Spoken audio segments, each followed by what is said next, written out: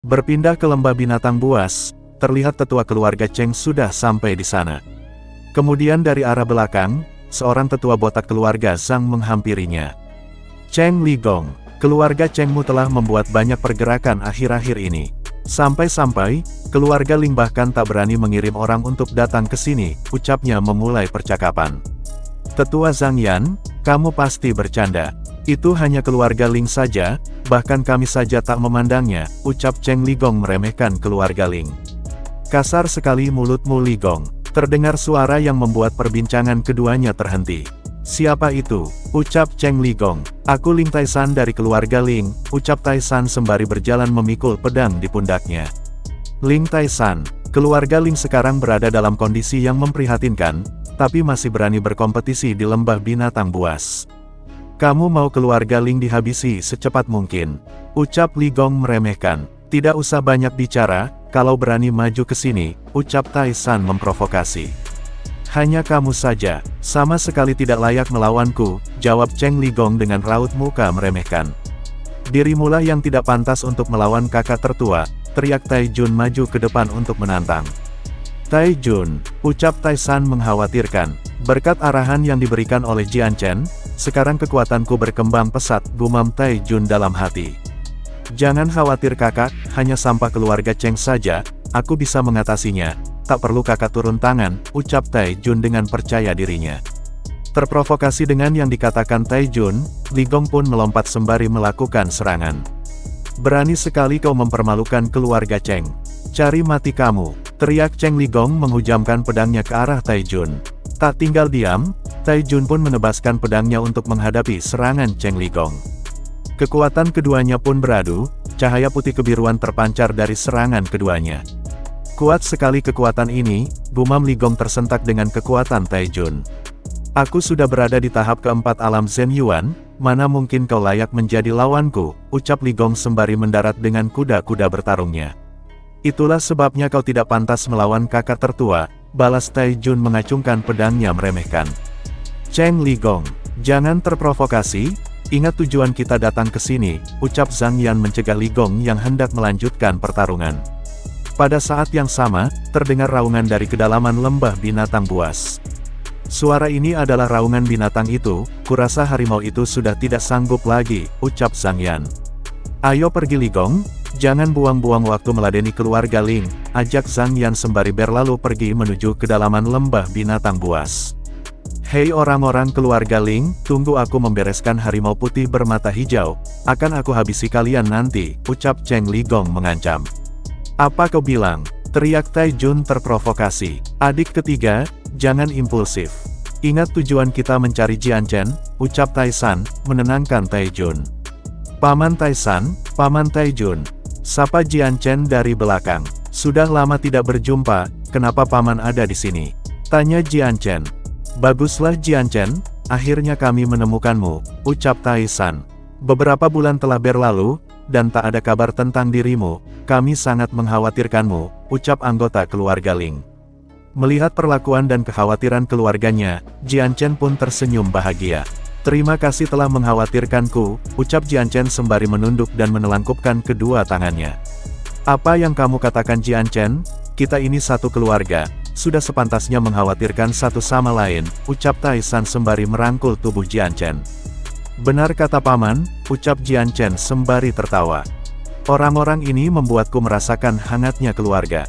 Mulai sekarang, aku berjanji akan melindungi keluarga Ling, gumam Jian Chen dalam hati.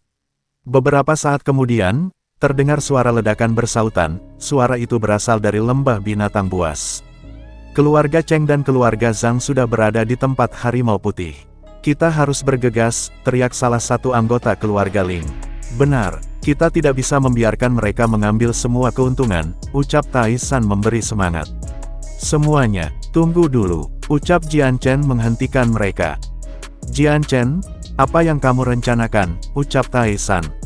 Mendengar suaranya, harimau itu sudah terluka parah, akan tetapi, masih memiliki kekuatan bertarung yang kuat. Kita biarkan saja mereka terluka, lalu kita ambil keuntungan di saat-saat terakhir, ucap Jian Chen menjelaskan rencananya. Untuk sekarang, Kuharap kalian tunggu di sini, aku akan pergi sebentar dan akan segera kembali, lanjut Jian Chen. Baiklah Jian Chen, kami akan tinggal di sini dan menunggu kabar darimu, ucap Tai San mengiyakan perkataan Jian Chen. Jian Chen pun bergegas menuju ke tempat harimau putih itu berada. Jian Chen kemudian memperhatikan pertarungan dari balik batu. Harimau putih itu terlihat sedang bertarung dan terluka parah. Serangan bertubi-tubi terus dilancarkan oleh kedua keluarga. Sementara kedua keluarga disibukkan dengan pertarungan melawan sang harimau, Jian Chen kemudian menyelinap dengan secepat kilat menuju gua yang dijaga oleh harimau putih itu. Terlihat harta karun di dalam gua tersebut. Tanpa berpikir panjang, Jian Chen kemudian mengambil semua harta yang tersimpan di dalam gua. Setelah semua harta telah dibersihkan, Jian Chen kemudian melangkah menyusuri gua terdalam. Jian Chen kemudian menemukan harta karun berupa bahan ramuan. Jian Chen kemudian mengambil semua bahan ramuan itu. Selang beberapa saat, Jian Chen kemudian melihat sebuah harta lain berupa kesadaran pedang. Sepertinya kesadaran pedang ini milik seorang ahli, gumam Jian Chen. Belum selesai Jian Chen berpikir, tiba-tiba, kesadaran pedang itu menyerang Jian Chen. Puluhan kesadaran pedang terlihat menghujam ke arah Jian Chen. Tak membiarkan hal itu terjadi begitu saja, Jian Chen pun mengaktifkan kekuatannya, untuk menahan serangan kesadaran pedang tersebut. Dan pada akhirnya kesadaran pedang tersebut hancur. Jian Chen kemudian menyerap kesadaran pedang tersebut, kesadaran pedang itu kemudian masuk ke dalam tubuh Jian Chen, membuat Jian Chen naik ke tahap 4 alam Shen Yuan. Aku tidak menyangka, kesadaran pedang ini dapat memperkuat pelatihanku, ucap Jian Chen. Tiba-tiba sebuah token terjatuh dari langit-langit gua. Token itu kemudian memproyeksikan kesadaran seorang laki-laki berjubah. Selamat, kamu mendapatkan token pedang, ucap lelaki berjubah tersebut. Pemegang token pedang ini dapat pergi ke markas tentara api biru di kota api biru dan menjadi muridku, imbuhnya. Aku menunggumu, ucap lelaki itu mengakhiri perkataannya, dan kemudian menghilang. Markas tentara api biru, aku khawatir kamu belum pantas untuk menjadi guruku, ucap Jian Chen sembari mengambil token tersebut. Beberapa saat setelah itu, gua itu pun mulai runtuh. Dengan secepat kilat, Jian Chen kemudian keluar dari dalam gua tersebut. Sementara di luar gua, pertempuran sengit masih berlangsung. Harimau putih itu terluka parah dan terpojok. Harimau itu kemudian memutuskan untuk kabur dari pertarungan. Semuanya, cepat kejar. Hari ini kita banyak kehilangan orang, jangan biarkan dia kabur, ucap seorang anggota keluarga Cheng. Jangan dikejar lagi, ucap Cheng Ligong menghentikan pasukannya. Harimau itu tak akan bisa kabur jauh dengan luka yang dideritanya, sekarang sebaiknya kita kumpulkan harta yang ada di dalam gua, ucap Ligong memerintahkan pasukannya. Dari kejauhan, Jian Chen memperhatikan kedua keluarga yang sedang berjalan menuju gua. Sepertinya akulah yang paling diuntungkan hari ini, ucap Jian Chen sembari tersenyum. Beberapa saat kemudian, Jian Chen kembali ke kelompok keluarga Ling. Jian Chen, kamu tidak apa-apa kan? Tanya Tai San mengkhawatirkan Jian Chen. Tenang saja paman, jawab Jian Chen. Sekarang paman kembalilah ke kediaman keluarga Ling. Kira-kira 1 hari lagi aku akan bergegas kembali. Ada sesuatu yang harus aku lakukan, pinta Jian Chen kepada Tai San. Baiklah Jian Chen, kamu berhati-hatilah, ucap Tai San. Sekarang kita pulang, perintah Tai San kepada seluruh pasukannya sembari berbalik pergi. Kurang ajar, orang mana yang mencuri semua harta karun di dalam gua? Terdengar teriakan Cheng Ligong dengan marahnya. Semua anggota keluarga Ling tersenyum mendengar kemurkaan Cheng Ligong. Sementara di sisi lain lembah binatang buas, terlihat Jian Chen sedang menghadang sang harimau putih. Aku memberimu 2 pilihan, menyerah, atau mati, ucap Jian Chen kepada harimau putih yang tampak waspada. Kamu takut aku tak bisa menyembuhkanmu, ucap Jian Chen sembari mendekati sang harimau putih. Kemudian Jian Chen menyalurkan kekuatannya untuk menyembuhkan sang harimau.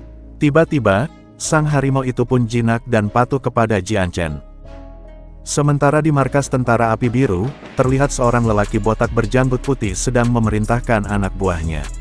Ah Xin Yi, kamu bawalah token giok ini ke pegunungan Chaos. Token ini akan membawamu kepada pria itu, bawa dia kemari, perintahnya kepada bawahannya. Siap laksanakan, jawab bawahan itu. Aku hanya ingin tahu, siapa yang membuka pelindung pedang yang kutinggalkan, lanjut lelaki itu. Xin kemudian berpindah kepada Jian Chen yang sedang berburu bersama harimau putih. Harimau itu Jian Chen beri nama Xiao Bai. Setelah dikira cukup mengumpulkan bahan-bahan yang dibutuhkan, Jian Chen dan Xiao Bai bergegas kembali ke kediaman keluarga Ling. Di luar desa Ling, Jian Chen berhenti. Xiao Bai, kamu adalah senjata rahasiaku.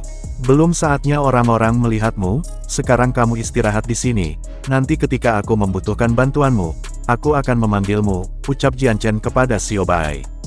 Jian Chen kemudian memasuki desa Ling. Alangkah terkejutnya Jian Chen melihat pintu gerbang desa Ling hancur berantakan. Pasti terjadi masalah, ucap Jian Chen sembari berlari menuju kediaman keluarga Ling. Sementara di dalam kediaman keluarga Ling, terlihat sang patriark keluarga sedang terluka. Kami telah membayar 1000 koin emas ke desa Serigala Darah tahun ini, mengapa kamu masih ingin memaksa kami untuk membayar lebih, ucap patriark kepada seseorang yang sedang menaiki kuda. Ling Zhengnan, kamu telah menyinggung sekte Tianlong, dan kalian akan segera dihabisi, ucap lelaki botak itu. Apa boleh buat, kami desa Serigala Darah harus mengumpulkan persembahan 10 tahun darimu sebelumnya, lanjut lelaki itu dengan entengnya. Dasar desa Serigala Darah sampah, kalian terlalu keji. Pendapatan tahunan kami kurang dari 10.000 keping emas. Sue Bao, kau sungguh keterlaluan, teriak Tai Jun menentang. Sialan, banyak omong, kalau tidak mau bayar, mati saja. Teriak Sue Bao sembari melemparkan senjatanya ke arah patriark keluarga Ling. Namun, Tai Jun dengan sigap menangkis serangan tersebut. Tai Jun, mundur. Dia sudah mencapai tingkat 7 alam Zhen Yuan, kamu tidak bisa menahannya, teriak patriark kepada Tai Jun. Tai Jun yang menangkis serangan itu pun memuntahkan darah, karena tak sanggup menahan serangan yang dilancarkan Sue Bao. Kamu tidak apa-apa Tai Jun? Tanya patriark mengkhawatirkan anaknya.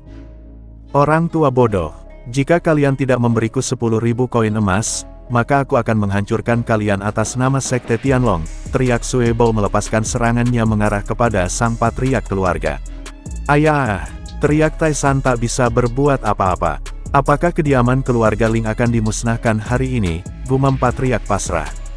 Namun, ketika serangan Sue Bao hampir mengenai sang patriark, tiba-tiba, Jian Chen muncul dengan secepat kilat menangkis serangan itu. Hal itu pun membuat Sue Bao terkejut. Jian Chen, akhirnya kamu kembali, ucap patriark kepada Jian Chen. Kakek tenang saja, aku akan menangani masalah ini, ucap Jian Chen menenangkan patriark. Hei kalian, serahkan 100.000 koin emas, dan kalian bisa meninggalkan kediaman keluarga Ling hidup-hidup. Ucap Jian Chen mengancam.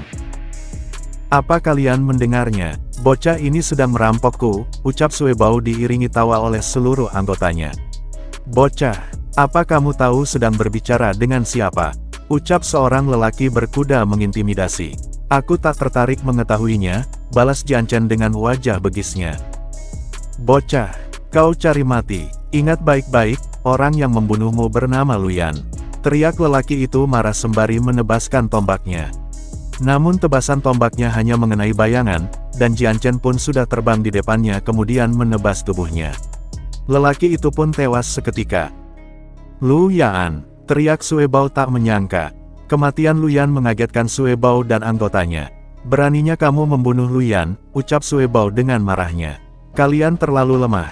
Majulah bersama, ucap Jian Chen meremehkan. Saudara-saudaraku, habisi bocah sialan ini, teriak Sue Bao memerintahkan anak buahnya.